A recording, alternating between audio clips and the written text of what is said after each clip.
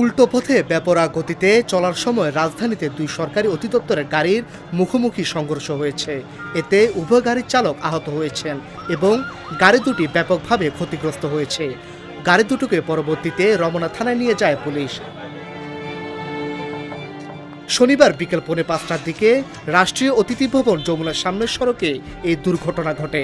প্রত্যক্ষদর্শীরা জানান, হোটেল ইন্টারকন্টিনেন্টালের দিক দিয়ে বেপরোয়া গতিতে উল্টো পথে প্রাণী সম্পদ ও মৎস্য অধিদপ্তরের একটি ডাবল পিকআপ গাড়ি যাচ্ছিল কাকরাইলের দিকে। অপরদিকে কাকরাইল দিয়ে গৃহায়ন ও গণপূর্ত অধিদপ্তরের একটি জিপ ইন্টারকন্টিনেন্টালে যাচ্ছিল। এ সময় দুটি গাড়ির মুখোমুখি সংঘর্ষ হয়। এতে দুটো গাড়ির সামনের অংশ ব্যাপক ক্ষতিগ্রস্ত হয়। একই সময় গৃহায়ন ও গণপূর্ত অধিদপ্তরের গাড়ির পেছনে আরও একটি প্রাইভেট কার সজোরে ধাক্কা দেয়। সেটির সঙ্গে একটি মোটরসাইকেল আরোহী আছড়ে পড়ে। এতে সবগুলো গাড়ি ক্ষতিগ্রস্ত হয়। আহত হয় গাড়ির চালক ও কয়েকজন আরোহী, তবে কেউ গুরুতর আহত হননি।